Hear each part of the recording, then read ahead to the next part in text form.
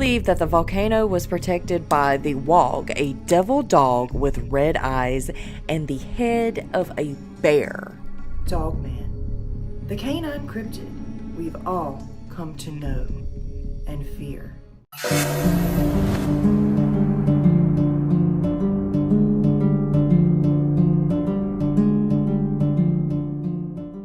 Hey everyone, welcome back to another Brookster Watches. Today, we're going to be taking a look at 3 dogman sightings from Georgia. Yes, Georgia. Don't forget to hit that like button, share, subscribe, and hit that notification bell.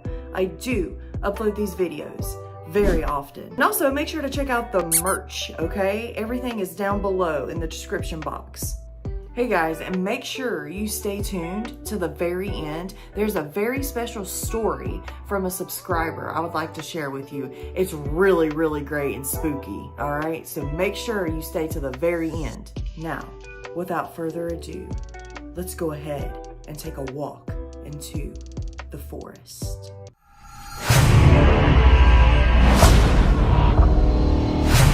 Okay guys, this one is called Possible Dogman Sighting in Woodstock, Georgia.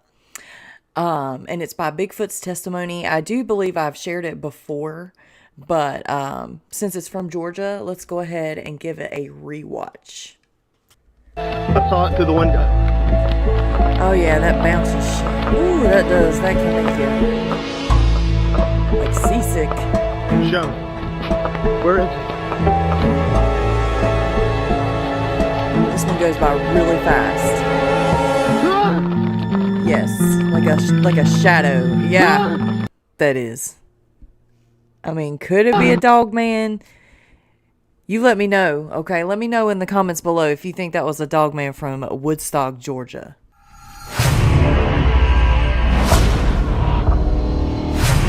So this one right here is called Dogman Interview with Sub Who Ended Dogman in Georgia. He shares local experiences. So this one is probably going to be super creepy. Let's have a listen. If you don't mind, can you kind of give a brief little tidbit of what happened that day? You were hunting on a deer, or you were hunting on a deer lease, and what happened? Well, on that night, it was a night that the Braves won their first National League pennant out of Atlanta. And it was in October, and I was camping out by myself down there. I had everything up. I didn't have I hated sleeping in a tent. And I just had a tar pipe way up and, just part of it. I had a fire built, and I had the fire going pretty good. Well, once the game was over with, I remember Sid Bream went around third base and slid home, won the game. And so I cut it off and laid there, and I remember looking up at the stars, and I must have dozed off. Well, I always slept with my pistol, which was .357. And earlier that day, there was a guy said that he seen a big black dog chasing some deer. So I kept my .44 Magnum rifle with me too. And so, because you can hear the coyotes, the Yipping and stuff. Yeah, they do a lot of that. Yeah. And, you can hear the pups. And so I was just laying there, and I dozed off, and something woke me up. And I know it was the good Lord that woke me up. But it sounded like just a whisper, like on grass. And back then, the flashlights we used, which was the spotlights, was candlelight power. In today's time, they're looms. Well, I had 1,000,000 candlelight power, pretty big. It was yellow and it was big, and it was fully charged. And I grabbed it, and in my left hand, I grabbed my pistol, and when I cut it on and shined it about 3 to 4 feet away from my head, they was what looked like a wolf that had its teeth bared, and when it let out a growl or whatever, first thing I just throwed up and shot. And I know I hit it in the mouth. That was the first place I shot, and I seen blood, and that was the only blood I seen. And I just went, it's a double action pistol, 357 Magnum. Right. And I was hitting it. And when it flip it over, it'd get right back up. I kept saying, why ain't this thing dying? Oh, hell no. But what scared me the most was when I shined the light and it hit it in its eyes, it put a hand up to cover its eyes. Not a paw, but a hand. Oh, my God. And the hands, and I it kind of looked like a raccoon's hands. You know how the knuckles are knobby. Mm-hmm. And that's what it looked like. Yeah. And claws, 2 or 3 inch claws, and it had big teeth. The teeth were big. And that is spooky, bro. That is spooky. Okay, guys, to see that full story, and please, out of respect, please go give Jeff a like, okay? These are some great stories he shares. You want to go hear the full thing. People ask why I don't put the full thing. Well, it's due to timing. If I put my videos for too long, YouTube the algorithm is not really good. So I try to make them like 10 to 15, maybe 20 minutes. I'm sorry they can't be longer. Maybe in the future that will be able to happen. But for me to do that, please hit that like button, okay? It really, really helps all of the YouTubers' algorithms. I know it's so silly, but when you put your little paws up there and give it some love and give it a like, it really, really helps us, guys. And we really, really appreciate it.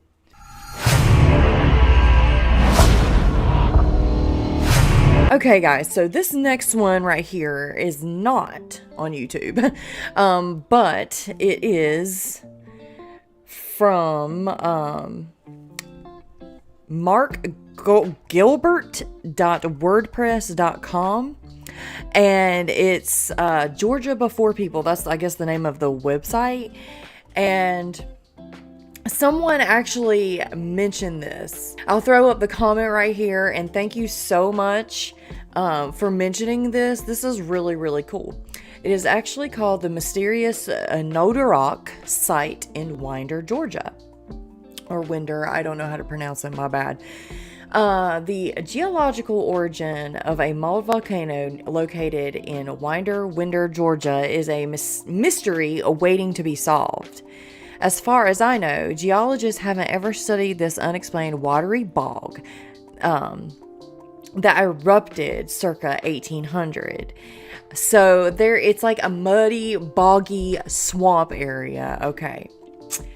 And there is supposedly a wog or a dog-like creature, werewolf creature that lives in this said bog, okay, in Georgia. All right. And it says Georgia is in Barrow County, which is between Athens and Atlanta. And Anodarak is a Creek Indian word meaning gateway to hell. Okay, so possibly a hellhound in this area. It's an odd natural boggy pond that uses the release of constant bluish smoke while bubbling. So yeah, it's like blue smoke or whatever.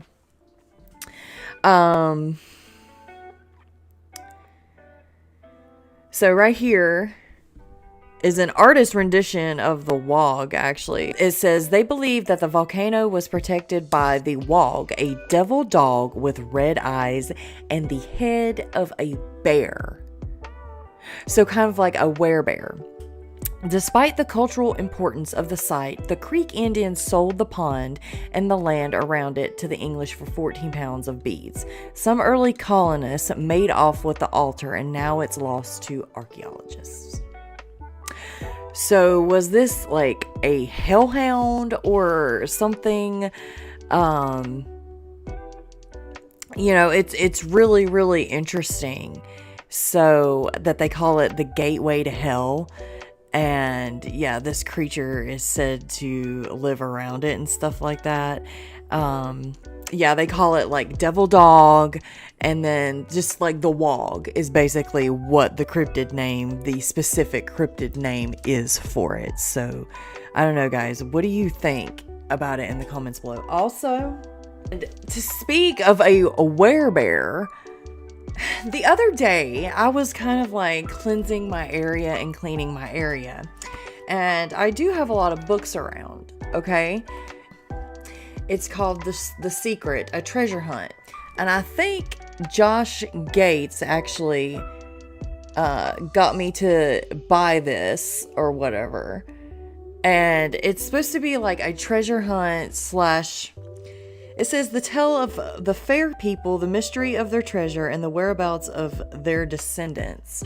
But it's actually supposed to be like treasure clues to find like buried treasure or whatever. But this the other day like popped off the shelf. Like, I mean, I don't know if I just hit it or whatever. And I was like, oh, I'm just gonna like flip through a page and, you know, see what I had. And the first thing I flipped to, guys, no kidding, is called the Tupperware Wolves. Okay? It's got like a little thing right here. And it says, range. Tupperware wolves are little known members of the larger group of supernatural beings known as shapeshifters. It includes such monstrosities of the werewolf of London, the werebears known to the American Indians, the werefoxes of China, and the ready-to-wear wolves of modern shopping centers. I just thought I would share that because it just basically like popped off the shelf at me, and I was like, what the heck? Talking about werewolves and werebears and stuff like that. I just thought that was interesting.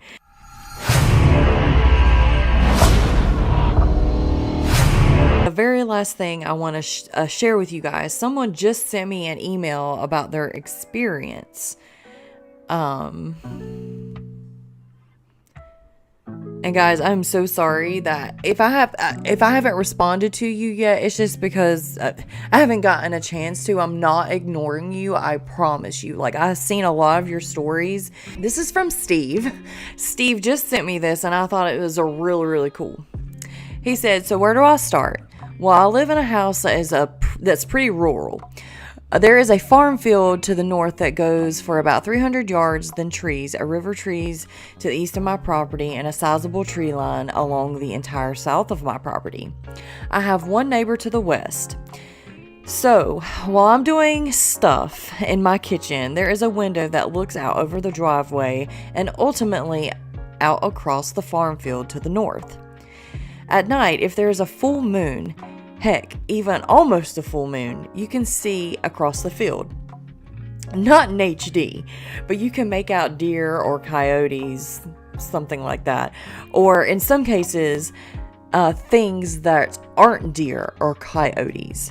Things that aren't walking on four legs. I've had deer jump my fence and run down my driveway without skipping a beat, like something was chasing them, like they were terrified of something. I would take something down to burn my pit to the east of the house and would see prints that would be hard to explain as a coyote or a wolf, because whatever this was walking on two legs. I've never really gave it much thought. Just was like, that's weird. Until one night, after throwing something in my burn pit, I came back up to the house and was sitting in my smoking room watching YouTube videos, and the motion light on my shed kicks on. So I'm big into nature, and I was like, what did that? So I go to the window downstairs, moved the vertical blinds aside, and was like, what is that? Is that No, there was something that was on two legs, I'd say between 8 to 9 feet, and probably a good 400 to 500 pounds rummaging around the burn pit. It had a serious build to it. Had had to have gray or black fur because it was almost impossible to see except when it was moving. After about a good minute or two of just watching it, I slowly and quietly let the vertical blind close and went back into my smoking room to put the sheet back over the patio door in the smoking room and sat down and started to Google and search the shit out of what I could possibly have seen. A bear can walk on 2 legs, albeit very awkwardly. This thing was fluid-like. It had no problem on 2 or 4 legs. Now, from time to time, when I'm in my kitchen, I'll look out the window and still see things on 2 legs moving across the field, but I don't pay them any attention. I feel if you get scared or fear them, they can sense that and maybe even smell it. And then they come to investigate, and I definitely don't want or need that.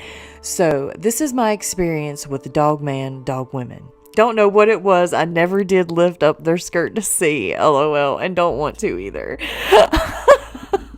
That is so great. I freaking love that story, but it was absolutely terrifying. And I really do think that you're right about the dogman, Steve, and dog women. Like, they do smell fear. They do smell that fear pheromone, and they'll come to investigate, or I don't know, some say they smell to see if you're a good person or not. So I don't know. But thank you nonetheless for sharing your story and emailing. That was such a great story. I just had to share it today. So yeah, shout out to Steve. Pause up to Steve. And yeah, let me know what you guys think in the comments below, okay? Well, everyone, what did you think of those 3 scary dog men and women encounters from Georgia? Let me know in the comments down below. Have you ever had a dogman experience sighting, cryptid sighting? Let me know. I'm going to throw my email up there. You can email me, send me links, send me your story, someone else's story, so I can share it on here, whatever you would like to do. And until the next time, guys, bye.